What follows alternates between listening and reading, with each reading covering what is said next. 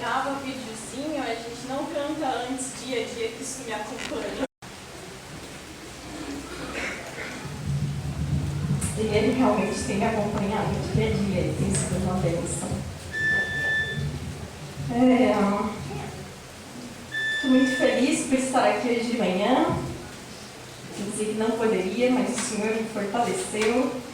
E tem sido muito bom ver cada um de vocês. Sei que ainda não falei com muitos, mas tem sido muito feliz por ver rostos novos aí nas igrejas e encontrar com pessoas como o irmão que eu encontrei de manhã que falou: oi, irmã Suzana, estou orando por você e tal. E eu nem o conhecia ainda, então é uma bênção. É um dos privilégios da aprovação. Mas tem pessoas que estão orando por você e você ainda nem as conhece, né? Mas tem sido uma bênção encontrar cada um de vocês, ver esse dia especial que o Senhor preparou, unindo todas as igrejas para um dia especial de comunhão. Eu gostaria de compartilhar um pouquinho do que Deus tem feito na minha vida nestes últimos meses. Alguns de vocês já conhecem uma parte da história, eu vou tentar resumir, para que todos possam conhecer as maravilhas que Deus tem feito. Eu me formei no Seminário Batista Regular do Sul, lá em Curitiba, ali em Pinhais, no Paraná, no final do ano passado. E nesse ano, então, eu retornei para lá com o desafio de trabalhar ali, de fazer parte da equipe. Então eu fui, e um dos meus desafios era trabalhar com as moças internas ali. E uma das coisas que eu precisava fazer era discipulá-las, auxiliá-las na vida cristã delas. Então, lá vamos nós, né? E uma das primeiras lições que eu procurei passar para elas era sobre os caminhos de Deus. Em Isaías 55, versículo 8 e 9, o próprio Senhor diz: porque os meus pensamentos não são os vossos pensamentos, nem os vossos caminhos, os meus caminhos, diz o Senhor. Porque assim como os céus são mais altos do que a terra, assim são os meus caminhos, mais altos do que os vossos caminhos, e os meus pensamentos mais altos do que os meus pensamentos. E eu procurei mostrar para ela: olha, os caminhos de Deus, eles são mais altos do que os nossos, e muitas vezes nós não podemos entender. Então nós temos uma escolha a fazer: ou você vai escolher o seu próprio caminho e bater o seu pé, ou você vai se render ao caminho de Deus, que é mais alto do que você, que você provavelmente não vai poder entender. Mas mal sabia eu que em pouco tempo Deus ia fazer eu mesma trilhar pelos caminhos altos de Deus, e mesmo que eu não pudesse entender, e eu precisar confiar que aquele caminho alto de Deus era o caminho perfeito de Deus para mim. Então, se passaram 3 meses de trabalho e eu comecei a ter fortes dores de cabeça. E eu fui ao hospital, fiz exames, mas nem os médicos, nem o exame podia dizer que eu realmente tinha. Então foram os dias passando, tinham vários sinais. Então uma das minhas pálpebras, por causa da dor intensa e porque o nervo estava sendo pressionado, ela começou, a gente não percebia, mas o olho começou a se fechar aos pouquinhos. E foi se fechando e aquela dor de cabeça muito intensa, mas nós não sabíamos o que estava acontecendo. Então uma semana se passou e o quadro se agravou, e eu então tive uma crise realmente e fui levada às pressas para emergência. E naquele caminho a situação era tão grave que uma das pessoas que me acompanhou e que viu a minha situação falou: olha, eu pensei que você não ia chegar até o hospital com vida, mas os caminhos de Deus são mais altos do que os nossos.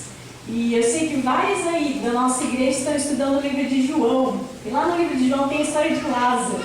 E Lázaro era amigo de Jesus, Jesus o amava. E quando foram falar para Jesus: olha, Jesus, Lázaro está muito doente. E as palavras de Jesus são muito interessantes.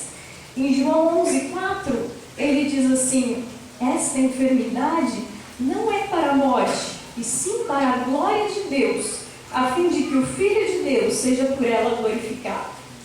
E sem dúvida esse tem sido o maior propósito da minha enfermidade: a glória do Senhor. E vamos lá, Suzana. Após a internação, demorou alguns dias e realmente veio o diagnóstico, né? Que eu tinha um aneurisma cerebral e as coisas foram piorando. Eu tive mais uma piora, e quando eu entrei no centro cirúrgico para fazer o procedimento. Eu tinha somente 20% de chance de vida. Mas eu não fazia a mínima ideia disso e tinha um exército inteiro orando por mim, né? Então, Deus ainda me conservou ali em paz. E a minha família, quando soube disso, o médico falou, olha, deixem ela aqui, pode voltar para casa, porque não tem previsão para ela sair. E eles foram e se juntaram, choraram, falaram, Senhor, ela é do Senhor. E cada um entregou para o Senhor, dizendo, o que o Senhor quiser fazer, ela é tua, Senhor. E apenas algumas horas depois, já tinha feito o procedimento, já tinha sido bem sucedido, eu já estava de volta na UTI, consciente, e quem aparece por lá? Meu pai. E eu olho para o lado, pai? E aí? Falei, e aí o quê? E aí, já fez tudo? Falei, já foi tudo. Ele, então você é 2 vezes minha! Eu nem estava entendendo muito bem o que estava acontecendo, né? Mas realmente para eu ser 2 vezes dele, ele precisou me entregar, né, ao Senhor, e o Senhor me deu novamente. E foi interessante porque eu retornei para a UTI e fiquei apenas 2 dias ali. E logo eu já estava sendo liberada. E naquele processo de liberação, o doutor deu todas as orientações e ele quis que eu tirasse um raio-x para mostrar o que tinha acontecido realmente no meu cérebro, como realmente tinha sido complicado e como agora tinha uma nova formação ali e tudo. Então eu fui, né, de cadeira de rodas ainda, tinha ficado parada bastante tempo e me levaram até aquela sala. E quando eu cheguei na sala, tinha um senhor de pé lá. E aquele senhor virou para mim e falou, você vai fazer cirurgia? Ou você já fez?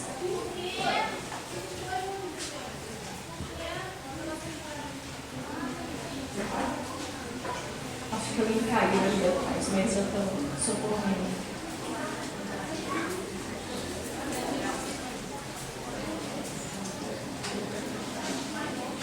Mas vamos lá. Então, quando eu cheguei lá na sala para esperar para fazer aquele raio-x que o doutor tinha pedido, esse senhor estava lá, eu não o conhecia, ele também estava esperando para tirar um raio-x, e ele virou para mim e falou, você já vai fazer cirurgia ou você já fez? Aí eu falei, eu já fiz. Ele, você já fez cirurgia? Eu falei, já. Você fez cirurgia do quê? Eu falei, eu fiz de embolização do aneurisma, que era o nome do procedimento, né? Ele falou, aneurisma? Você teve um aneurisma tão jovem assim? Eu falei, E você não perdeu seus movimentos, não perdeu a sua fala? Eu tive aneurisma, eu perdi meus movimentos, eu perdi a minha fala. Ele falou, e você está andando? Eu falei, acho que amanhã eu vou andar, porque eu estava na UTI agora e acabei de sair. Você estava na UTI e acabou de sair, tá bem assim? Eu falei, tinham centenas de pessoas orando por mim, isso fez toda a diferença. Ele falou, com certeza, ora por mim também, para Deus me ajudar. Então foi impressionante como Deus mostrando, olha, eu tenho todo o poder para agir na velocidade que eu quero. E quando Deus quer, quando é o melhor, Ele pode agir rapidamente, Ele tem todo o poder. Ele fez o mundo em 6 dias e descansou no 7º dia, Ele tem todo o poder para agir rápido. Mas sabe, irmãos, nem sempre esse é o plano de Deus, e nem sempre esse é o melhor. E agora já fazem 5 meses, 5 longos meses, desde que eu fiz a cirurgia. E Deus tem escolhido permitir que a recuperação seja bem lenta. Que além do fato da recuperação do aneurisma ser uma recuperação delicada realmente, além da delicadeza da minha mente, o meu coração é muito delicado também. E o trabalho que Deus está fazendo nele não podia ser feito em algumas horas. Mas Deus, no seu grande amor, Ele é um oleiro que Ele tem tanto amor para moldar o seu vaso, que Ele sabe o tempo que isso leva. E às vezes a Suzana quer falar, Senhor, mas vamos, né? Mas Deus está falando, calma, minha filha, eu tenho o tempo perfeito, se aquiete.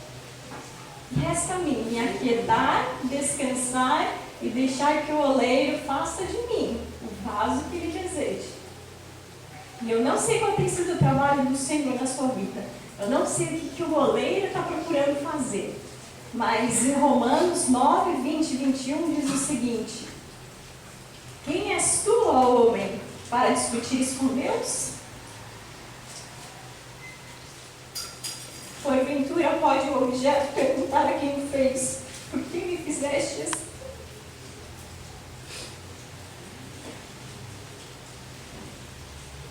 Ou não tem o oleiro direito sobre a massa? É claro que o oleiro tem direito sobre a massa, não é mesmo? E a atitude que Deus pede de nós não é de tristeza, quando Ele está nos provando. Mas diz em Tiago, no versículo 2, meus irmãos, tende por motivo de toda alegria o passares por várias provações. Então, que a minha e a sua atitude diante das provações seja de alegria e de confiança que os caminhos altos de Deus também são os caminhos perfeitos que Ele tem escolhido para mim e para você. E se você ainda não tem o Senhor Jesus Cristo, Ele faz um convite especial para você. Diz em Mateus 11:28, vinde a mim, todos os que estáis cansados e sobrecarregados, e eu vos aliviarei. Tomai sobre vós o meu jugo e aprendei de mim, porque sou manso e humilde de coração, e achareis descanso para a vossa alma. O Senhor Jesus Cristo está batendo a sua porta e Ele deseja entrar. E se você o deixar, você vai finalmente encontrar descanso para a sua alma. Então não procure mais, deixe que Jesus entre realmente no seu coração e seja o seu Salvador. Muito obrigada por estar aqui falando com vocês. Desejo a todos aí um ótimo dia de comunhão e peço que continuem orando pela minha recuperação. Amém. Meu pai está pedindo. Então, quando... Vocês viram que eu estou com uma moda aqui, sabe? Estou promovendo agora esses óculos escuros, né? Não é bem isso. Quando realmente a pálpebra ela se fechou completamente. E quando ela começou a retornar, eu comecei a ter uma visão dupla que eu não podia controlar. Também não podia controlar a pálpebra. Então a orientação dos médicos foi que eu usasse um tampão. Então eu estou usando esse tampão agora porque esse é o olho que me dá mais segurança. Mas geralmente eu uso o tampão desse lado para deixar essa pálpebra bem esperta.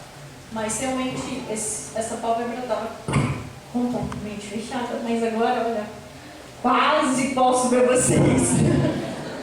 Então é uma bênção. Falta pouquinho. Vamos lá, né? Força no Senhor. Amém.